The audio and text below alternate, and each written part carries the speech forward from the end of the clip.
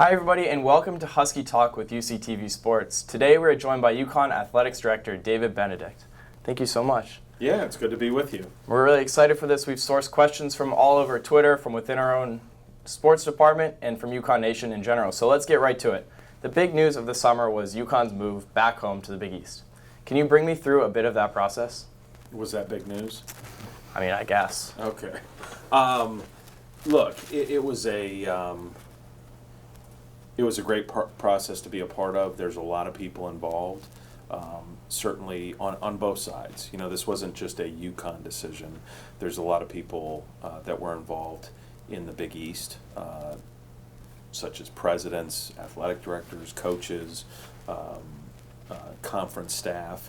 And, for the most part, we weren't really involved in those kind of conversations on their end.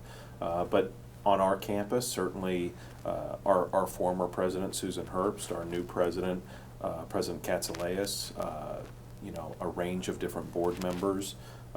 So lots of different people involved at different periods of time. Ultimately, look, there's not a lot I can get into as far as the details of it, but it was great to finally be in a situation where it was something that both sides felt like was going to be beneficial, and we came to terms, and ultimately we're headed back to the Big East next year. When UConn joined the American a number of years back, do you think there was a long-term goal of getting back into the Big East? Well, I wasn't here at that point in time, and so I can't really speak to what the thought process was. I'm sure anytime that you go through this type of a situation with conference realignment, I mean, there's a lot of stress and anxiety about different things. The one thing about this most recent change is it was really a situation that while we obviously weren't making decisions for the Big East, we were making our own decisions for UConn and trying to take control of our own destiny.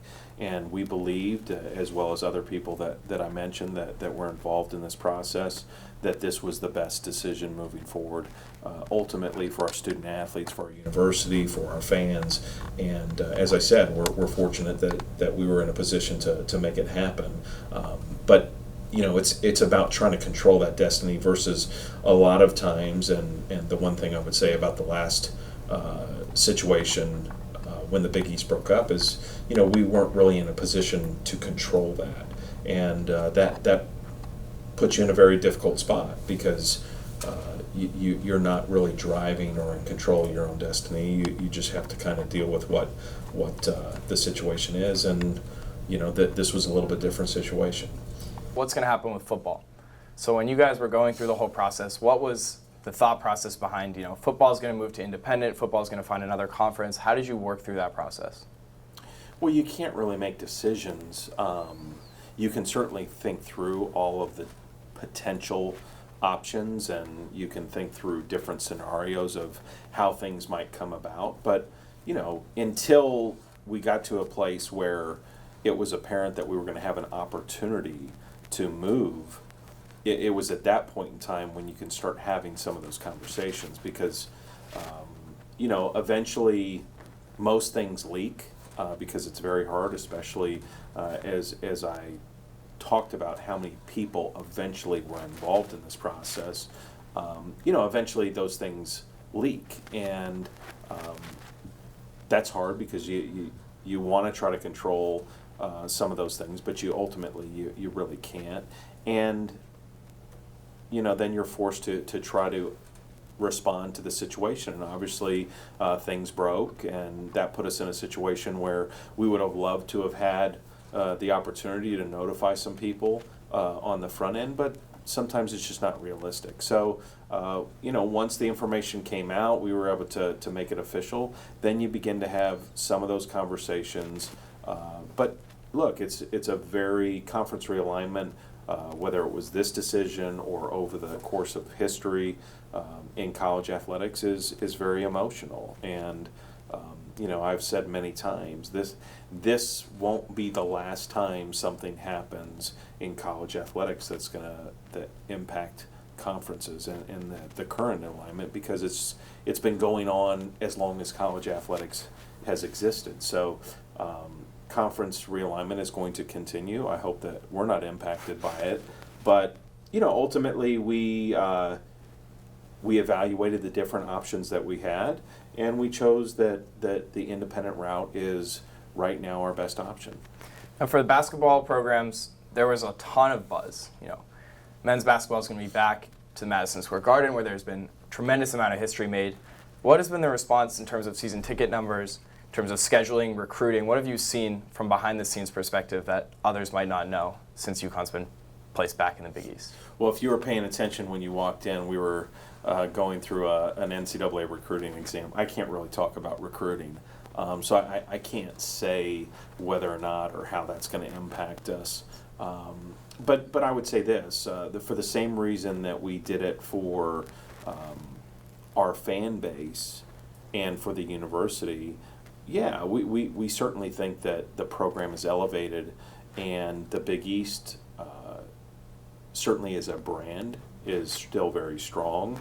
The members that make up the Big East, since its inception after the parting of ways, have done a very good job.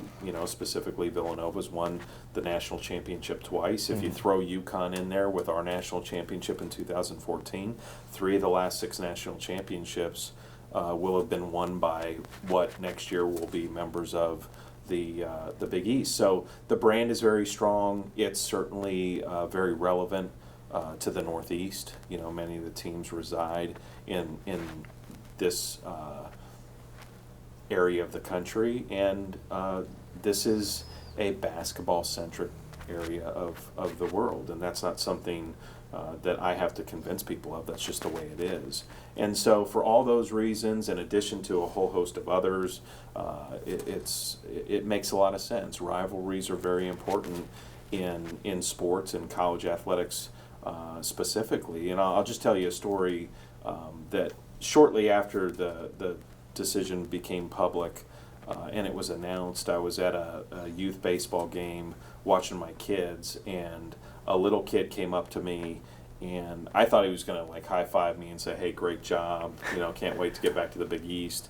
And what he did was he knocked my hat off and said, "St. John's is going to kick you." And so, that just, you don't have that, unfortunately, in the American Athletic Conference here at UConn. Maybe that exists in some of our other member institutions, but we don't have that. And so getting back to a conference where there are those natural rivalries, the fact that Providence is right up the road, and we've got Seton Hall and St. John's, there's just something about rivalries that elevates the whole experience for our student athletes, for our fans, for the university, and certainly we're looking forward to that. Yeah, I definitely agree. The buzz has been a lot more present. There's been a lot more excitement and energy, especially surrounding the basketball programs. Now, another big topic over the summer was that UConn Athletics introduced that tickets would be free to all sporting games for students. Well, the process, look, if you follow the national conversation and you're thinking about your experience and engaging students, I've said this multiple times since I've been here, I think students really create the environment in an athletic event. And it's important for us to have as much student engagement as possible. We are challenged a bit, or our students are challenged a bit, from the standpoint that we have so many of our events off campus, which makes it more difficult. So this was really a way to acknowledge the fact that we want to minimize the barriers or the hurdles for students to attend, which price is one of those barriers. I don't think we were necessarily charging such a significant amount that people couldn't afford it, but it's just another barrier. It's another thing that you have to make a decision about, is, do I want to spend the money here? And so we wanted to eliminate that. In addition to that, we also recognize the fact that while there's no specific athletic fee, students on this campus pay into a general university fee, which athletics does receive some of those dollars. And so we're acknowledging the fact that students are already supporting the athletics department.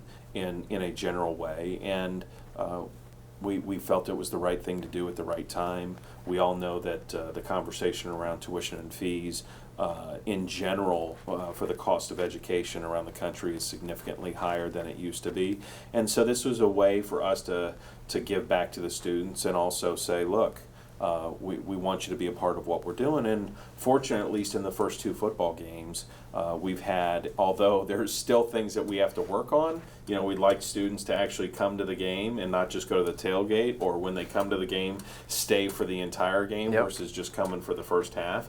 But our initial response from the standpoint of how many people scanned in is significantly better than it was last year, and I would say the same that's going to happen in men's and women's basketball. And are you seeing those numbers increase with possible season ticket holders as well? Especially in terms of basketball. I know once the decision was announced that basketball was rejoining the Big East, season ticket numbers sort of peaked a little bit. Has it been a steady growth since that point? Yeah, we're excited about the number of new season ticket holders that we have. And so, yeah, the answer is we're still selling season tickets, so we don't know where we're going to end up. But we've sold more season tickets this year than we have in the past 3 years that I've been here. So that's a great sign. The buzz is certainly out in the community. And I think between the Big East piece and this being the second year that Coach Hurley's here, we've got some new young members of the team that I think in general people are very excited. Yeah, and so part of the issue for students is having to travel way off campus to Hartford, to East Hartford. It's 30, 45-minute ride. It's tough to get there. It takes a lot of time. The games are long. It's cold. How do you incentivize students staying throughout the end of the football game, particularly this Saturday against Illinois? Competitive game through the fourth quarter, and yet the student section was empty by the end. And players are showing frustration. Coaches are showing frustration. I think the program in general is trying to say, hey, look, we're back to being relevant again. We're back to being competitive. Students, why aren't you supporting us? Well, look, we are doing some things. We engaged a lot of students last year. We did our own surveying, what's important. The reality is students like food and swag. Free food is always a good way to get people involved. A free pizza goes a long way. And nice swag. People like swag. Certainly students like swag. We need to give nice stuff away. So those are the things that we're doing and investing in as it relates to trying to give back to the students. But as I said, we're already giving free tickets. We are investing from a marketing standpoint in providing and giving things to the students that we know are of interest. But at the end of the day, we've got to win. I've had the opportunity to work in a lot of different places, and there's nothing that solves these kinds of issues more than winning. Mm-hmm. And so when you win, you don't necessarily have to give swag. You don't necessarily have to have free tickets. People want to come. And so you got to have an exciting product, and you got to win. And when you have those two ingredients, usually there's not a lot of empty seats. Yeah, and speaking of empty seats, there's going to be a lot of new empty seats just down the road. You guys are investing in new facilities, new athletic complex for baseball, softball, and soccer. How exciting is this process? It's been ongoing for a long time. Finally, stadiums are coming to fruition. Baseball and softball are going to be playing here in the spring, and soccer next fall. It's really exciting. And again, we owe a lot of appreciation to all the people that participated in making contributions to support those venues being under construction. We've got to thank our board of trustees for approving and allowing us to move forward on those facilities. But some of these facilities have been in conversation for over 20 years. So, to have been a part of over the last 3 years working on bringing these to fruition is certainly been rewarding. But, the real reward is going to be to be able to see our baseball team play a night game for the first time in the history of UConn baseball. Yeah, a baseball team that's been thriving lately under Coach Penders. Yeah, and they none of those facilities have running water right now. We're using tough sheds for concession stands, and the facilities are certainly not what I think are representative of the brand that UConn has established over the last couple of decades. So these facilities are going to allow us to reestablish these programs, provide them a commitment that they need. And look, facilities don't win championships, coaches and student athletes do, but facilities are a representation of the commitment that the university has to excellence, and it's no different than the new rec center that just opened up. It's one of the best in the country, and it's amazing to see all the students utilizing that facility already.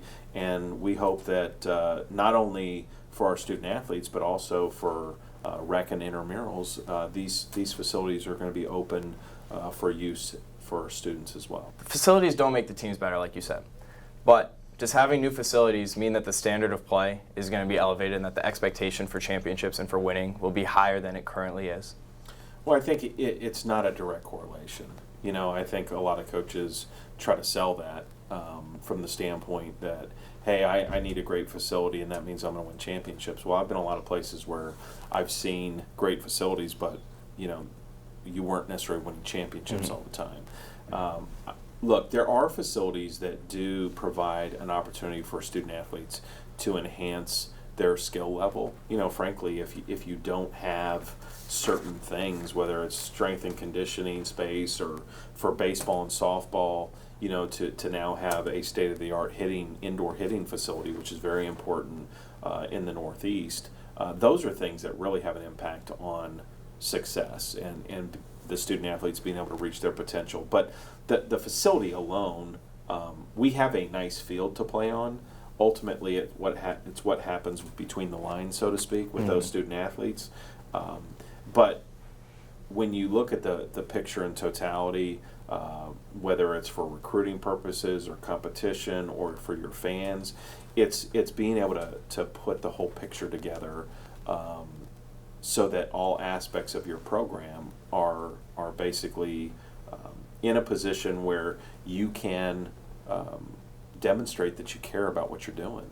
And it's no different than anything. Look, if you have a situation where you aren't really meeting a certain standard, whatever that is, it hits you in the face. And so we're very fortunate that we have coaches here that have been able to overachieve in a lot of ways beyond what they had in facilities. So for those individuals to now have a great facility when they were already achieving without one, yeah, I do think that it bodes well for future success and really being able to sustain it. It's not necessarily can Coach Penders improve upon what he was doing. Sure, you're going to have years where you're better than others, but the opportunity to sustain that level of success for a long time. Coach Oriema didn't have the Worth Center before he started winning championships, but he has it now, and certainly it's elevated his ability to sell the fact that we're a championship level program and we're committed to success.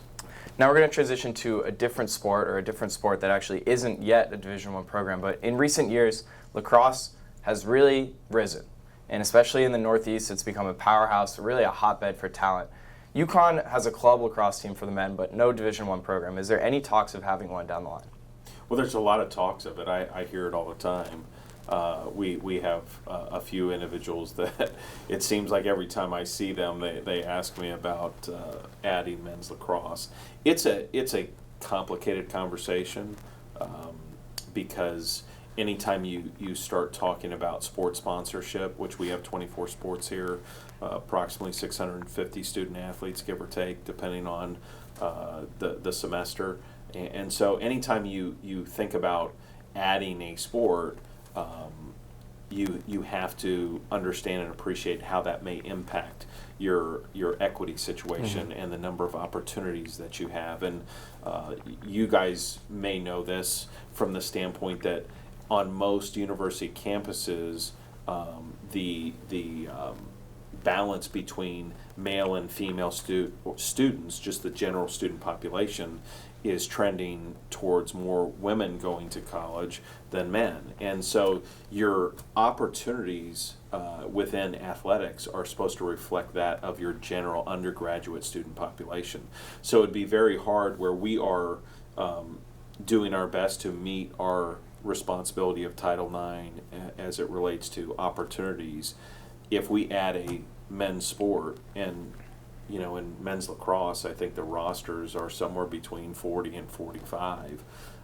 That would definitely put us in a place where we would not be able to meet those federal guidelines, and that would mean that you would have to make a decision on how you were going to adjust, by possibly adding another sport or reducing other men's sports, and those are very difficult conversations. And so I get back to my first point: it's complicated. And so the other piece that makes a lot of sense is, universities, whether it be from an academic or athletic standpoint, should support the state and be representative of the state and what's important to the state. We have a new governor. The governor has made it very clear that the university needs to help supply the workforce that the state needs. And so therefore it's very important for us to be aligned with the state and the corporations in the state with the type of workers they need, and we should be educating and training those individuals so that they can then graduate and stay in the state and support the state's economy. Well, it's no different in athletics. We should have sports that are reflective of our state, and without question, men's lacrosse is probably producing the largest number. Is probably men's lacrosse or ice hockey is producing the largest number of Division I caliber student athletes, whether they stay in state or go out of state. Those are just the facts. Another difficult conversation in that lacrosse conversation is a lot more difficult than I think a lot of people would understand, but another difficult conversation on the national level has been compensating athletes for their work. This has been really coming to light, especially this week, as California lawmakers voted unanimously on a law that would allow athletes to be compensated for their name, image, and likeness. And head football coach Randy Edsall has said multiple times that paying athletes is both inevitable and worth it. What do you think about this? Again, it's pretty complicated.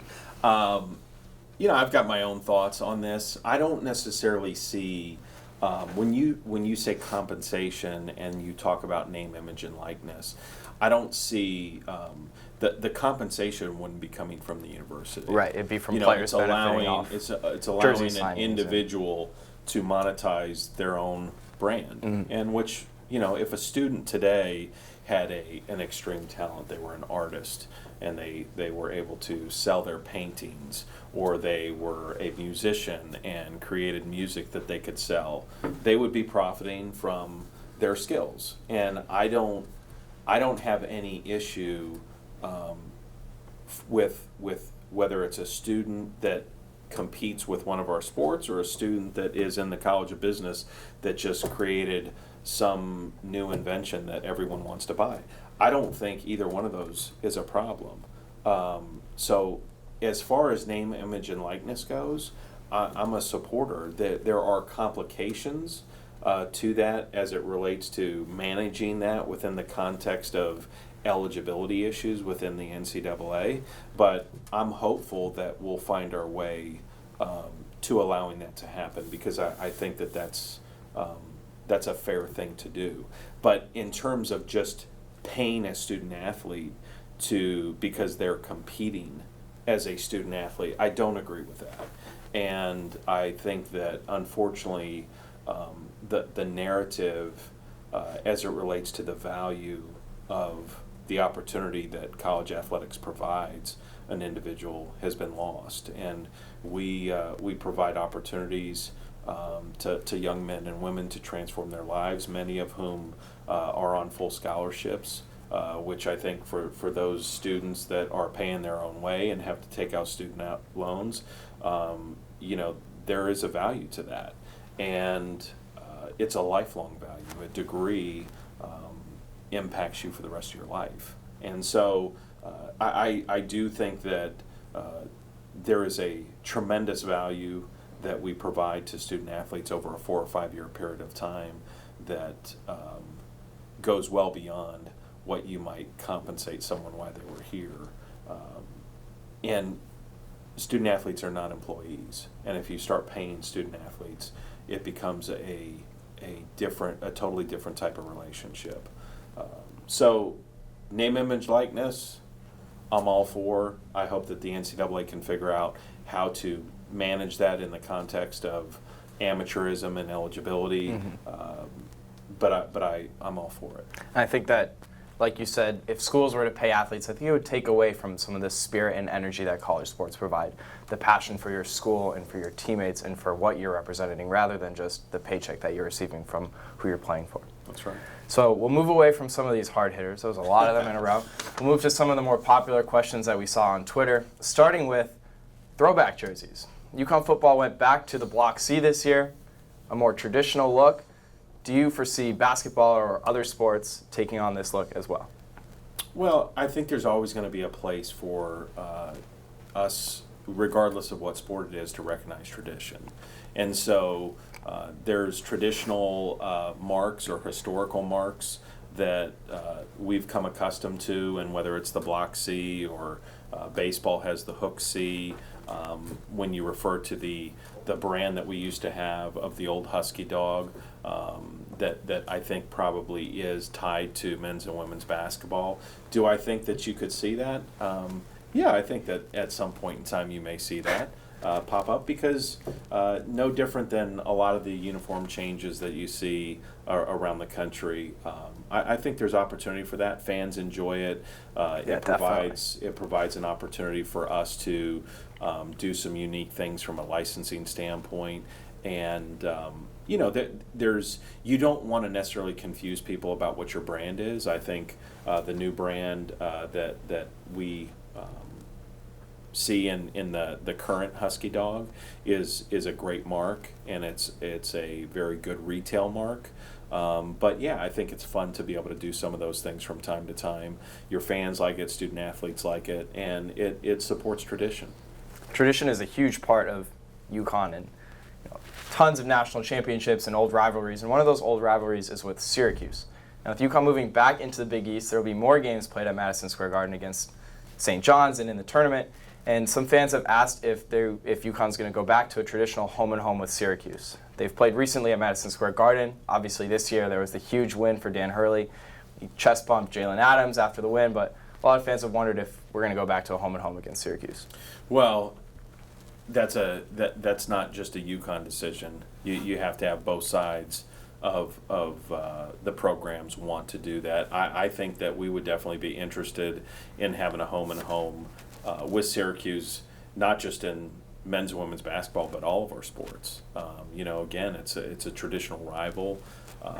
We're going to, because of the conference change, see some of our former traditional rivals, but we have other rivalries in the Northeast, like BC, like Pitt, that Rutgers. We'd love to compete against those schools as much as we possibly can. The Garden is historic. The Garden is tradition for UConn. The Garden is UConn.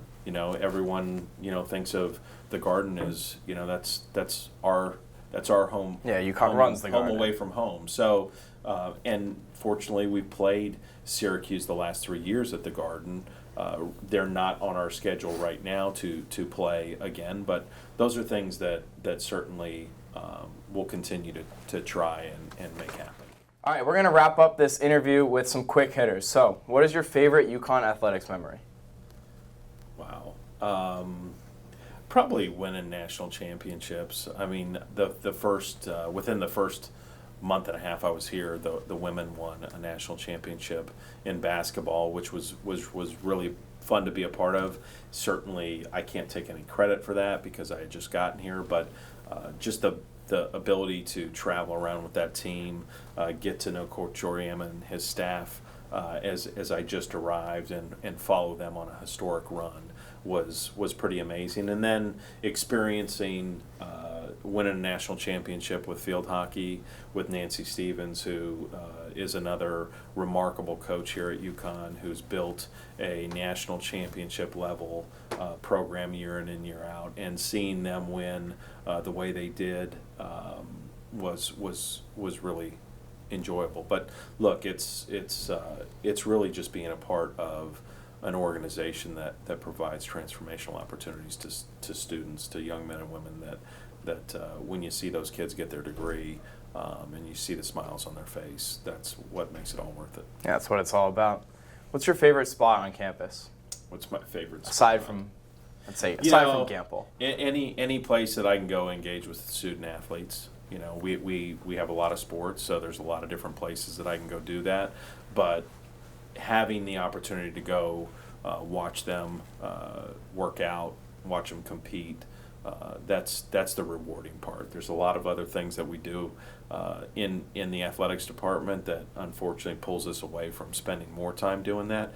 But getting out and being able to do that is fun. Being able to go last night, even though the result was not what we wanted, being with the men's soccer team as they competed against Yale that's what I like doing. Do you like going to the dairy bar? Do I like going to the and dairy if so, bar? do you have a favorite flavor? Thank God the dairy bar is far enough away that I don't get there very often. I do see the truck out here once in a while when I'm walking on campus. I try to stay away from the dairy bar as much as I can. But yeah, the dairy bar is awesome.